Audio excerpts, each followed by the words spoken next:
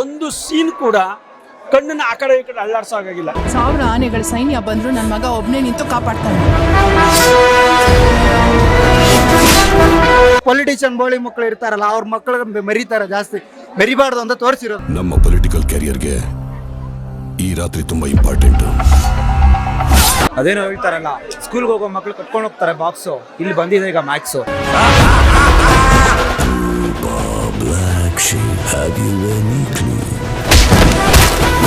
ಒಂದು ರಾತ್ರಿ ನಡೆಯುವಂಥ ಕತೆ ನಂಬಕ್ಕಾಗತ್ತಾ?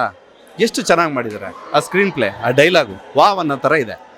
ಇವತ್ತು ಒಂದು ರಾತ್ರಿ ಕಂಪ್ಲೀಟ್ ಕಾರ್ಪೊರೇಷನ್ ಒಳಗ್ಬಿಡಿ. ಅಲ್ಲಿರ್ಬೋದು ಅಲ್ಲು ಅರ್ಜುನ್, ಅಲ್ಲಿರ್ಬೋದು ಇಲ್ಲಿ ಏನಿದ್ರು ಕಿಚ್ಚೆ. ಮ್ಯಾಕ್ಸ್ ಹತ್ರ ಮಾತಾಡ್ತಾ ಇದ್ದೀರಾ, ಮ್ಯಾಕ್ಸಿಮಮ್ ಸೈಲೆನ್ಸ್ ಇರಲಿ. ಆರಕ್ಷಕ ಅಂದ್ರೆ ಒಬ್ಬ ಪೊಲೀಸು ಮನಸ್ಸು ಮಾಡಿದ್ರೆ ಯಾವ ಒಬ್ಬ ರಾಜಕಾರಣಿನೂ ಇಲ್ಲ, ಯಾರು ಇಲ್ಲ. ನಮ್ಮನ್ನ ತುಂಡು ತುಂಡ ಕತ್ತರಿಸಿ ಬಿಸಾಕ್ತಾರೆ.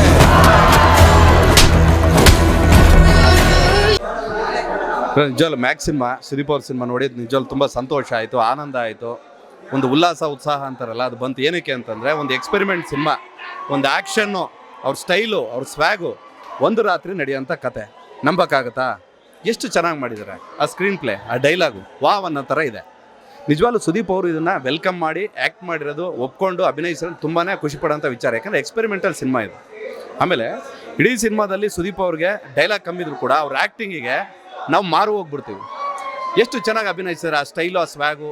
ಆಮೇಲೆ ಡೈರೆಕ್ಟ್ರು ಎಷ್ಟು ಚೆನ್ನಾಗಿ ಅವರೊಂದು ಆ್ಯಕ್ಟಿಂಗ್ನ ಆಚೆ ತೆಗ್ಸಿದ್ದಾರೆ, ಅಂದರೆ ಆ ಸ್ಟೈಲ್ನ ಸದುಪಯೋಗ ಪಡಿಸ್ಕೊಂಡಿದ್ದಾರೆ. ನಿಜವಾಗ್ಲೂ ಖುಷಿ ಆಗುತ್ತೆ. ಆಮೇಲೆ BGM ಚೆನ್ನಾಗಿ ಆಟ ಆಡಿದ್ದಾರೆ.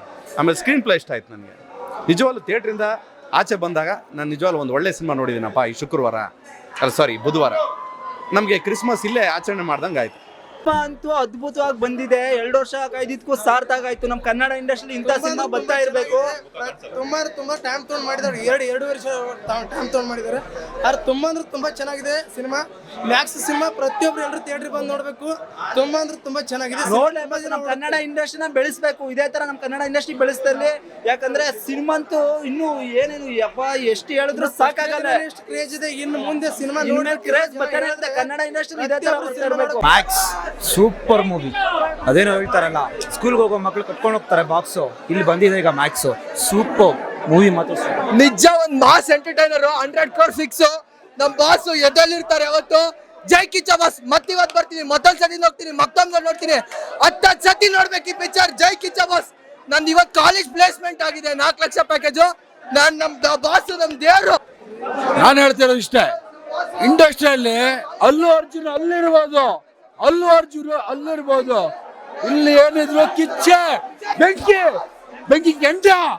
ವಿಜಯ್ ಕಾರ್ತಿಕ್ ಅವರು ಫಸ್ಟ್ ಟೈಮ್ ಎಲೆಕ್ಷನ್ ಮಾಡಿದ್ದಾರೆ ಅಂತ ಅನ್ಸಲ್ಲ. ಚೆನ್ನಾಗಿದೆ. ದೊಡ್ಡ ತಾರಾಗಣನೆ ಇದೆ ಮೂವಿಲಿ. ಸುಮಾರು ದಿಗ್ಗಜರೆಲ್ಲ ಇದ್ದಾರೆ. ಸೊ ಎಲ್ಲರ ಆಕ್ಟಿಂಗ್ ಸಖತ್ತಾಗಿ ಬಂದಿದೆ. ಒನ್ ನೈಟ್ ಅಲ್ಲಿ ಇಡೀ ಮೂವಿ ಇದೆ, ಅದು ಗೊತ್ತಿರೋ ವಿಷಯ ಎಲ್ರಿಗೂ.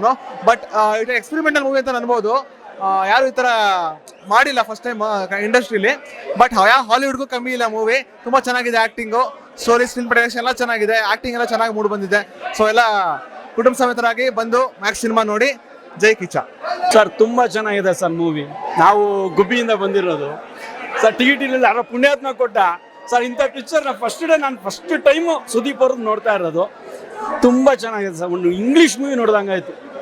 ಸಕ್ಕತ್ತಾಗಿದೆ. ಒಂದು ಸ್ಟಾರ್ಟಿಂಗಿಂದ ಕೊನೆವರೆಗೂ ಒಂದು ಸೀನ್ ಕೂಡ ಕಣ್ಣನ್ನು ಆ ಕಡೆ ಈ ಕಡೆ ಅಲ್ಲಾಡ್ಸೋಕ್ಕಾಗಿಲ್ಲ. ಯಾಕಂದ್ರೆ ಮುಂದೇನಾಗುತ್ತೆ ಅಂತ ಇದು ಬೇರೆ ಥರನೇ ತೆಗೆದಿದ್ದಾರೆ ಸಿನಿಮಾನ. ಫ್ಯಾಮಿಲಿ ಸ್ಟೋರಿ ಇರ್ಬೋದು, ಬಟ್ ಫ್ಯಾಮಿಲಿ ಸ್ಟೋರಿ ಮುಂದೇನಾಗುತ್ತೆ ಗೊತ್ತಾಗ್ಬಿಡುತ್ತೆ. ಬಟ್ ಈ ಪಿಕ್ಚರ್ ಮಾತ್ರ ಒಂದು ಕ್ಷಣ ಕೂಡ ಆ ಕಡೆ ಕಣ್ಣು ಅಲ್ಲಾಡ್ಸೋಕ್ಕಾಗಲ್ಲ, ಅಷ್ಟು ಚೆನ್ನಾಗಿದೆ sir. International figure sir Sudeep ಮೇಲೆ ಬಂದಿದೆ ಮ್ಯಾಕ್ಸ್ ಫಿಲ್ಮು. ಸಖತ್ತಾಗಿದೆ. ಮ್ಯಾಕ್ಸ್ ಹತ್ರ ಮಾತಾಡ್ಬೇಕಾದ್ರೆ ಮ್ಯಾಕ್ಸಿಮಮ್ ಸೈಲೆಂಟ್ ಆಗಿರ್ಬೇಕನ್ನೋ ಒಂದು ವರ್ಡ್ ಇದೆ. ಸಖತ್ತಾಗಿದೆ ಸರ್. ಎಲ್ಲ ಆಡಿಯನ್ಸ್ ಬಂದು ನೋಡಿ. ಆಮೇಲೆ ಪೈರಸಿ ಯಾರು ಮಾಡಕ್ ಹೋಗ್ಬೇಡಿ. ಸುದೀಪ್ ಸರ್ 2.5 ವರ್ಷ ಮೇಲೆ ತೆಗೆದಿರೋ ಫಿಲ್ಮ್ ಇದು. ಸಖತ್ತಾಗಿದೆ. ಎಲ್ಲ ಫ್ಯಾಮಿಲಿ ಆಡಿಯನ್ಸ್ ನೋಡೋಂಥ ಫಿಲ್ಮು. ಕನ್ನಡ ಸಿನಿಮಾ ಅಂತ ಬಂದಾಗ ಮೊದಲನೇದಾಗಿ ಕನ್ನಡ ಸಿನಿಮಾ ಅಂತ ನೋಡಿ. ಅವ್ರದ್ದು ಬೇಡ, ಇವ್ರದ್ದು ನೋಡಬೇಡಿ, ಅದೆಲ್ಲ ಬೇಡ. ಕನ್ನಡ ಸಿನಿಮಾ ಎಷ್ಟು ನಮ್ಮ ಕಿತ್ತೂರು ರಾಣಿ ಚೆನ್ನಮ್ಮ ಆಗಲಿ, ಇಲ್ಲ ಸಂಗೊಳ್ಳಿ ರಾಯಣ್ಣ ಆಗಲಿ, ಅವರೆಲ್ಲ ಕನ್ನಡದವ್ರನ್ನಾಗ ನಮ್ಗೆ ಹೆಮ್ಮೆ ಅನಿಸ್ತೈತೆ. ಅದೇ ಥರ ಕನ್ನಡದಲ್ಲಿ ಯಾವುದೋ ಒಂದು ಸಿನಿಮಾ ಬಂತು ಅಂದಾಗ ಮೊದಲು ಕನ್ನಡದು ಆಮೇಲೆ ಡೈರೆಕ್ಷನ್ ಬಗ್ಗೆ ಹೇಳ್ಬೇಕಂದ್ರೆ ಯಾರೋ ತಮಿಳ್ ಅವನಿಗೆ ಚಾನ್ಸ್ ಕೊಟ್ಟ ಅವನಿಗೆ ಚಾನ್ಸ್ ಕೊಟ್ಟ ಅನ್ನೋದಕ್ಕಿಲ್ಲ, ಒಬ್ಬ ಹೊಸೊಬ್ಬನಿಗೆ ಚಾನ್ಸ್ ಕೊಟ್ಟವನೇ, ಅವ್ನು ಎಲ್ಲಿ ಅವನು ಅನ್ನೋದು ಬೇಡ, ಅವನ ಮೇಲೆ ನಂಬಿಕೆ ಐತೆ, ಕನ್ನಡದವ್ರಿಗೊಂದು ಬಿರಿಯಾನಿ ಹಾಕ್ತಾನೆ ಅನ್ನೋದು ನಂಬಿಕೆಯಿಂದ ಆ ಬಿರಿಯಾನಿ ಹಾಕ್ಸೋಕೆ ಅವನ್ನ ಒಬ್ಬ ಮೇಕರ್ ಮಾಡಿದ್ದಾನೆ, ಒಂದು ಕುಕ್ ಆಗಿ ಅವ್ರನ್ನ ಆಯ್ಕೆ ಮಾಡಿದ್ದಾರೆ. ಅದು ಚೆನ್ನಾಗಿ ಬಂದೈತೆ.